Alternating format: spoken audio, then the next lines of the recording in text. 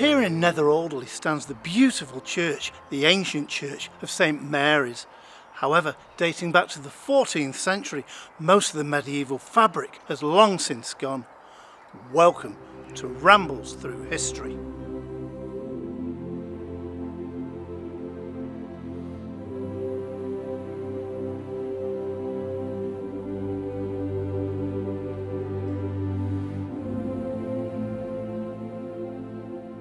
In the Domesday Book of 1086, the name of Alderley is mentioned, that being the town known as Alderley.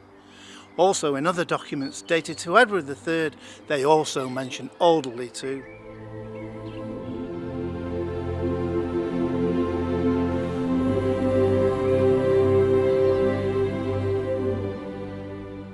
But it's St Mary's Church here in Nether Alderley that tells some great stories from its ancient history and its ancient past. And today I'm going to take us around to have a look at the churchyard and tell you some of those stories.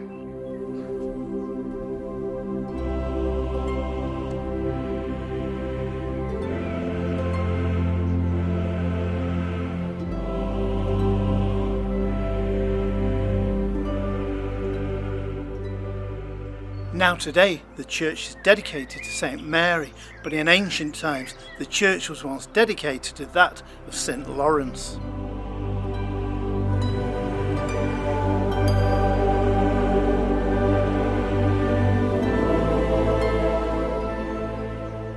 Now there have been many events recorded at this ancient church in the past, and one notably in the 18th century when the church wardens and the vicar were to fall out and ancient documents were destroyed. One member of the clergy was heard to mutter it was a really sorry state of affairs. It's here as we enter the churchyard and through the gates that we find on our left an extremely rare 17th century schoolhouse. Once a place of education, today it stands unused as a school.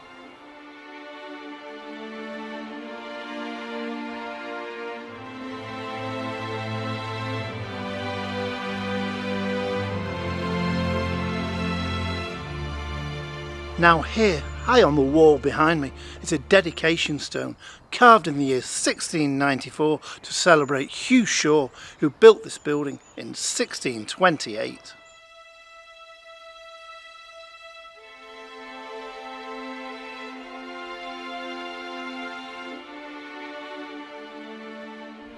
Here in the churchyard we find a stump of an early medieval cross. It was here on top of this stump that in the year 1700 a brass sundial was placed and inscribed Umbram dum spectas refugit revolubile tempus 1700. This meant, whilst thou'st looking at the shadows, fleeting time is gone. As I travel through the churchyards of Cheshire, I find many medieval crosses that have been cut down to this height, known as stumped, but why? Well, the reason was an Act of Parliament in the 17th century that insisted that every single cross should be cut down to a required height. The Puritans certainly didn't like crosses in the Cheshire churchyards.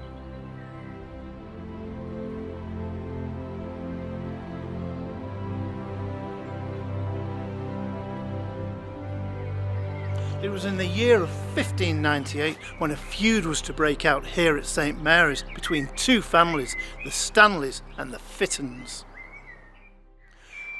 The eastern end of the south aisle once belonged to both families. However, the ownership of this part of the church became bitterly contested by the families right at the end of the 16th century.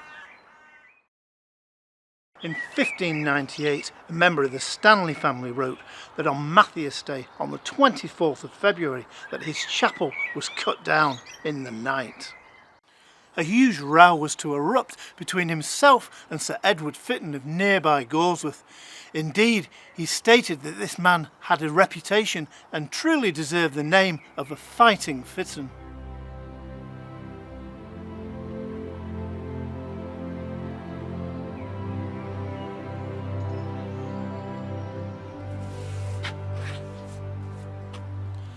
Well, the row was finally settled when it was agreed that the Fittons would take the ground floor whilst the Stanleys used the upper floor.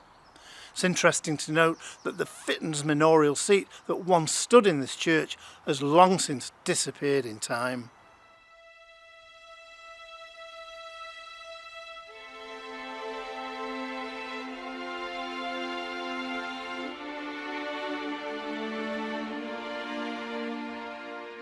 Now, one extremely interesting fact and a great story was to start here in the churchyard in the year of 1821.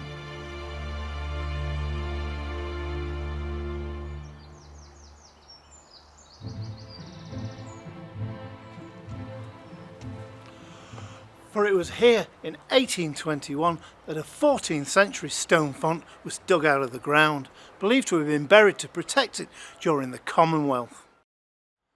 The Commonwealth was the political structure in England from 1649 to 1660, when England and Wales and later Ireland and Scotland were governed as a republic after the end of the Second English Civil War and the trial and execution of King Charles I.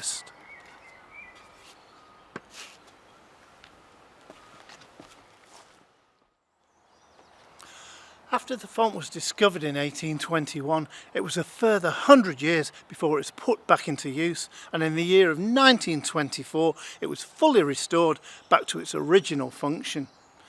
It's also one of the finest carved stone fonts in Cheshire today.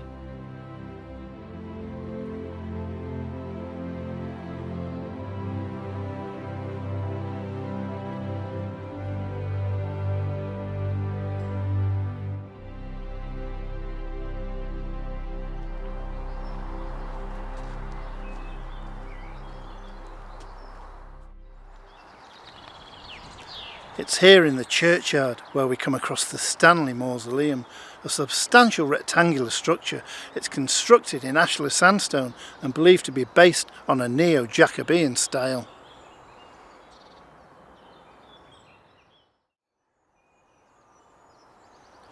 Built in 1909 and designed by Paul Phillips of London, the mausoleum contains a white marble sarcophagus containing the remains of Edward Stanley and his wife.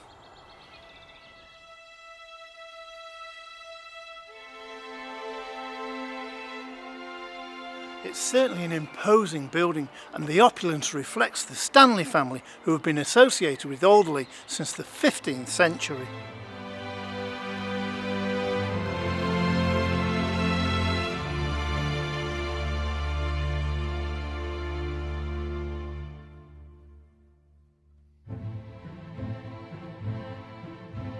Behind me stands St Mary's Church and the imposing tower built of local red sandstone. This tower is the sister tower to St Wilfrid's Church at Mausoleum.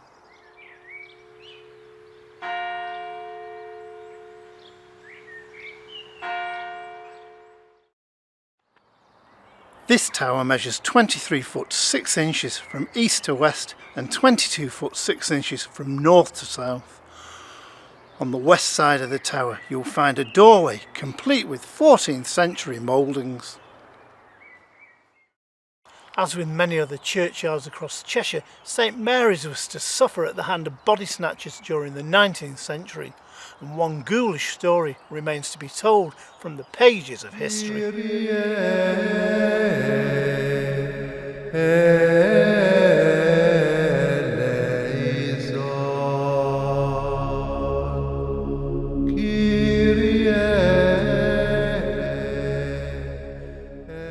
For it was here in the year of 1830 when body snatchers exhumed two newly interred bodies of women, one from Great Warford and a young girl of 16 from nearby Stockport.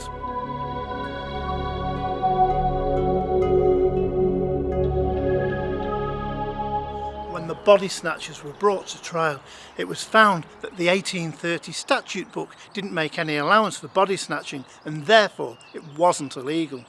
However, both men were imprisoned for the theft of wedding rings from the dead bodies.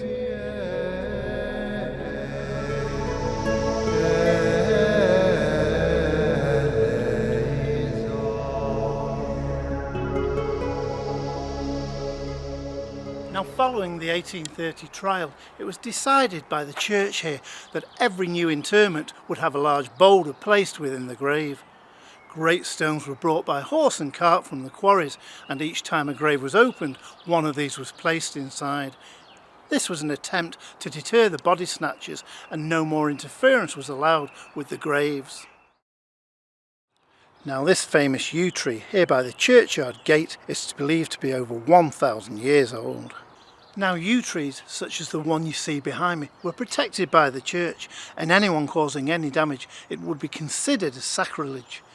If you were caught doing this, then the severe penalties would be enforced.